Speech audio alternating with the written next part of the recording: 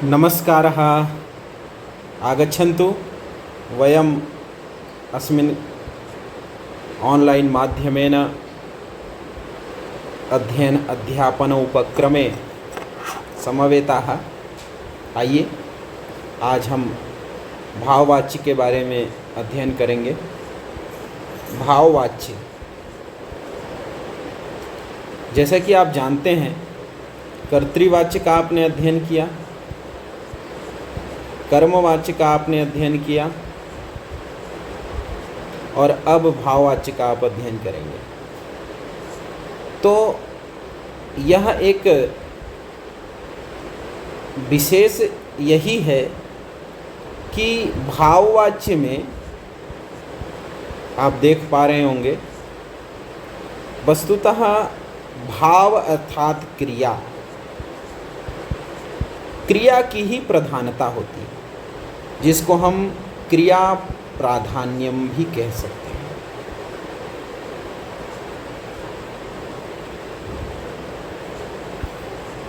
और इस क्रिया प्रधानता के कारण हम इसका नामकरण भाववाच्य के नाम से जानते हैं।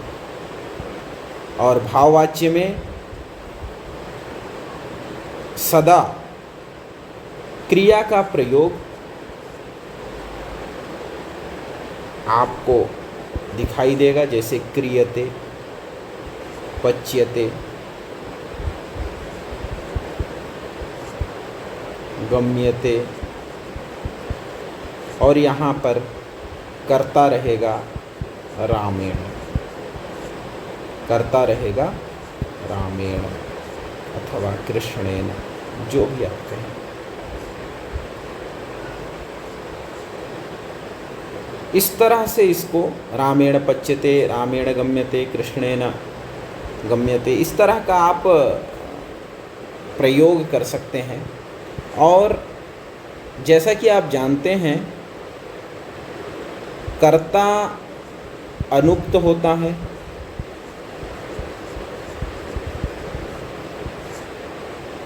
अनुक्त कर्ता में तृतीया विभक्ति होती है।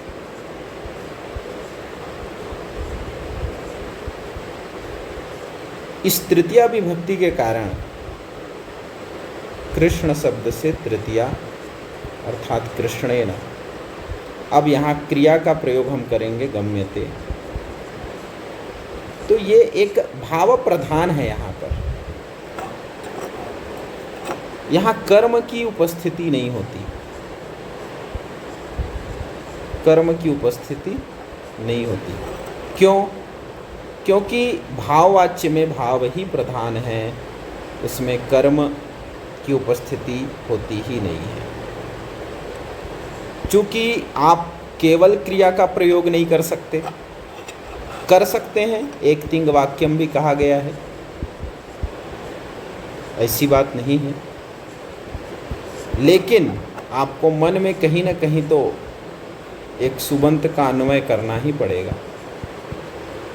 सुबंत पद का अन्वय, सुबंत को ध्यान रखना होगा। जैसे हम कभी कभी बोल देते हैं क्रियते,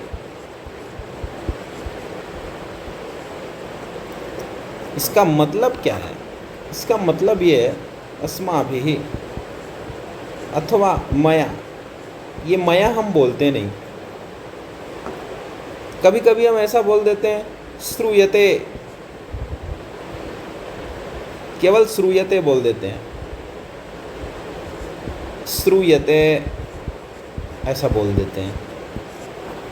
इसका मतलब मया श्रूयते, ये आपका तात्पर्य। तो ये आपके मन में है, अंतःकरण में है, सुबंत पद। और यहाँ श्रूयते जो आप प्रयोग कर रहे हैं, इसका केवल आप क्रिया का उच्चारण कर रहे हैं, जो पूरी तरह भाववाच्य है। तो भाववाच्य का तात्पर्य है केवल क्रिया का उच्चारण कर लेना और सुबंत पद को अपने कुक्षी में अर्थात अंतःकरण में आप उसको अंतर्निहित कर लेना। तो इस तरह को हम प्रायः प्रयोग देखते हैं। और इसको हम एक ये शब्द कह सकते हैं विशेष रूप से कि हम इसको एक तिंग वाक्य की कोटि में भी ले जा सकते हैं। अब आप देखिए यहाँ पर जैसी आप श्रूयते बोलते हैं, अब यहाँ पर क्या है, तिंग तो केवल एक है, तो भी ये वाक्य की कोटि में चला जाता है, क्योंकि मया के साथ अन्वय कर देंगे। दूसरा अर्थ है ये भी है, वाक्य जो होता है वो पदों का समूह होता है और उसमें बहुत सारे पद होते हैं। वाक्य क्या बोलते हैं उसको, पदानाम समूहः समूहः वाक्यम। अब आप यहाँ पर देख पा रहे हैं कि हम पदों का जब समूह करते हैं तभी वाक्य बोलते हैं। देवदत्तः गच्छति जलमपि पीबति। अब आप बताइए, यहाँ ये वाक्य है क्योंकि ये पदों का समूह है, लेकिन एक तिंग वाक्य भी होता है, ऐसा हमारे भाष्यकार आचार्यों का, व्याकरण के भाष्यकार का मत भी है, पतंजलि का भी मत है। इसलिए संदेह नहीं है, इसमें किसी प्रकार का कोई संदेह नहीं है, हम इसका प्रयोग कर सकते हैं। श्रूयते भी कहेंगे, कोई दिक्कत नहीं। आप एक पद का प्रयोग कर सकते हैं, एक तिंग है, वाक्य की श्रेणी में चला जाएगा, मया श्रूयते। इसलिए भाववाची का प्रयोग प्रायः सर्वाधिक रूप से आप इस तरह कर सकते हैं। और सबसे विशेष बात यह है कि भाववाच्य में क्रिया की ही प्रधानता होती है। जैसे आपको पता है, क्रिया की प्रधानता होती है, क्रिया की प्रधानता होती है। इसलिए जितने भी भाववाच्य के हमारे पद होते हैं अथवा वाक्य होते हैं, वहाँ पर हम एक कर्ता का प्रयोग तो करते ही हैं, क्योंकि बिना सुबंत के, बिना कर्ता के क्रिया का प्रयोग संभव नहीं है।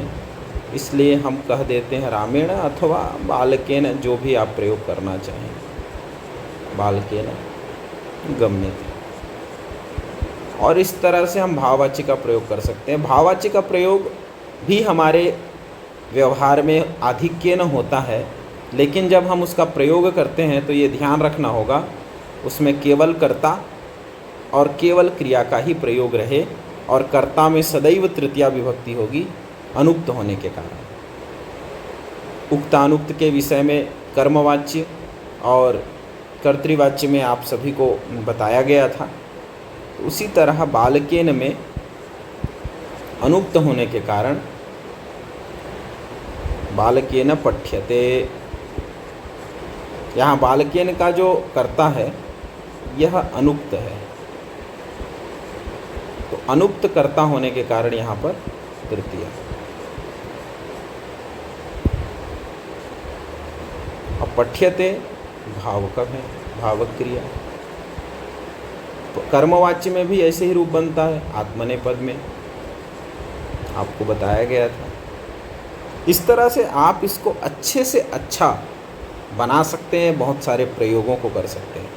आइए अब हम एक साथ सभी का प्रयोग करते हुए एक वाक्य उदाहरण का प्रयोग करते हैं। हम सभी का प्रयोग करेंगे उदाहरण सहित, जिसमें कर्तृवाच्य, कर्मवाच्य और भाववाच्य का भी प्रयोग प्रायः प्रयास करेंगे कि मिल जाए। जैसे कि उदाहरण के लिए स्वतंत्रता, इसके विषय में हमें कुछ बोलना है, हमें वाक्य बनाना है, हमें कुछ कहना है, तो हम कर्तृवाच्य से आरंभ करते हैं। अस्माकं भारतदेशः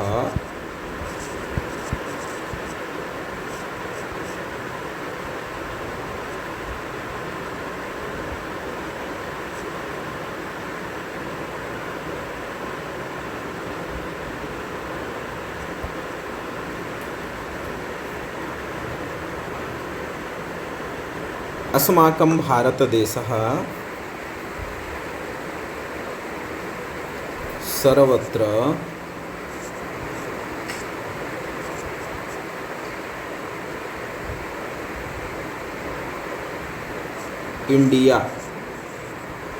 इंडिया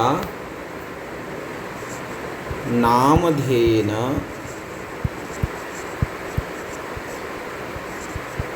प्रसिद्धम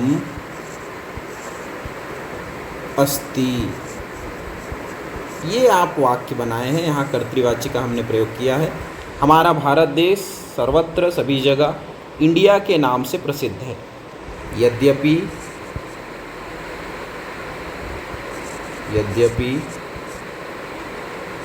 भारतः इति नाम तु जगति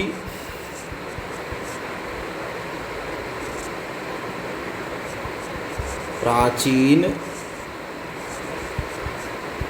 कालादेव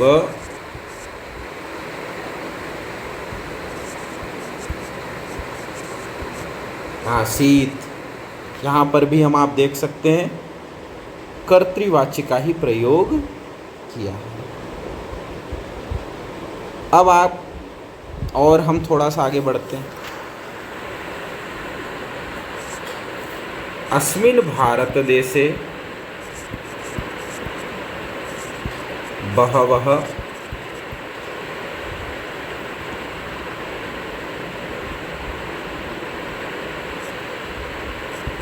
तत्तत्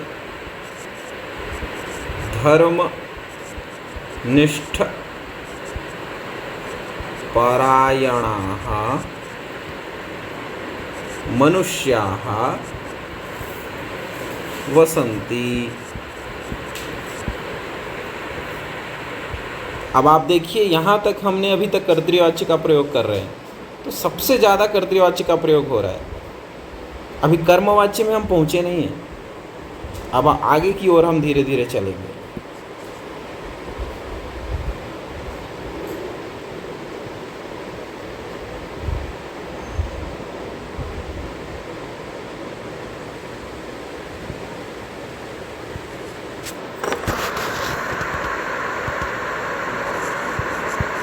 अस्य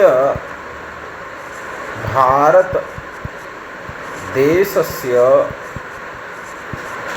विषये बहुधा श्रूयते, यतोहि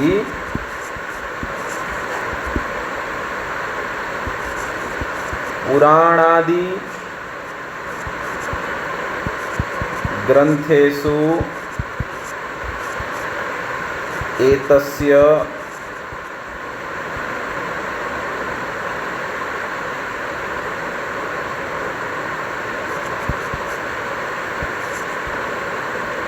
नामोल्लेखः नाम उल्लेखः प्राप्यते। कर्मवाच्य अस्य देशस्य स्वातंत्र्य कालः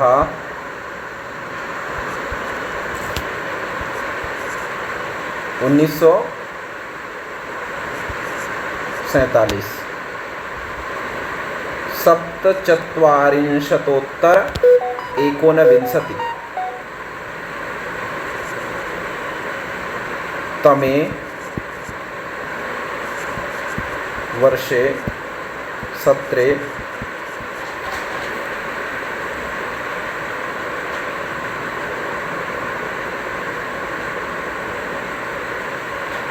अस्य देशस्य स्वातन्त्र्यकालः 7चत्वारिंशतोत्तर 19 तमे वर्षे सत्रे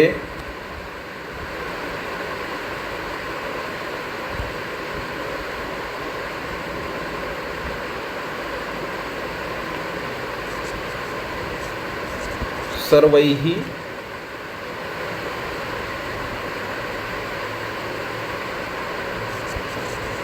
स्वीक्रियन्ते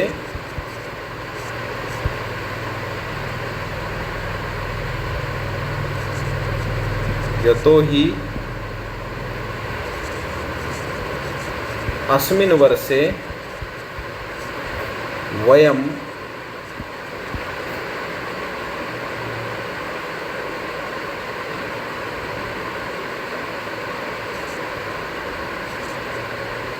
स्वातंत्र्य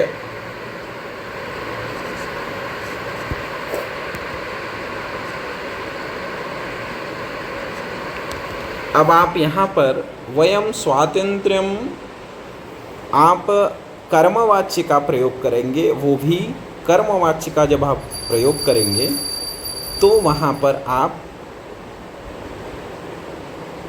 लंग लकार का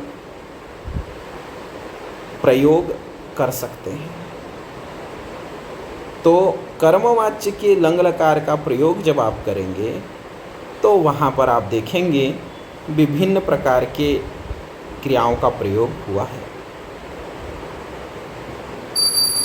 तो इस तरह से आप बहुत सारे क्रियाओं का प्रयोग करके आप अपना एक वाक्य बना सकते हैं कर्तृवाच्य कर्मवाच्य का, और इसका प्रयोग हमारे संस्कृत व्यवहार में अत्यधिक होता है। तो आप सभी को संस्कृत के इस वाक्य को, कर्मवाच्य को और भाववाच्य को समझने के लिए, कर्तृवाच्य को समझने के लिए बहुत बहुत धन्यवाद। जैसे कि आप नाम से जानते हैं, वाच्य का तात्पर्य, वाच्य मतलब जो वक्तुम योग्यम, जो बोलने के योग्य है, उसी को वाच्यम कहते हैं हम, उसी को वाच्य कहते हैं। तो वक्तु के योग्य, वक्तुम माने बोलने के लिए जो योग्य हो, तो बोलने के लिए योग्य क्या होगा? या तो कर्तृवाच्य का आप बोलेंगे, या कर्मवाच्य का बोलेंगे, अथवा या भाववाच्य बोलेंगे। सर्वाधिक, जैसे कि आपको पहले भी बताया हूँ, आप कर्तृवाच्य का ही प्रयोग हम सब करते हैं, उसके बाद कर्मवाच्य, उसके बाद भाववाच्य। तो बहुत बहुत धन्यवाद आप सभी बंधुओं को, मित्रों को, और हमारे सभी इस संस्थान के माध्यम से देखने वाले सभी श्रोतागण को, कि आप सभी को वस्तुतः इतना ध्यानपूर्वक सुनने के लिए धन्यवाद। स्वतंत्रता दिवस की शुभकामना।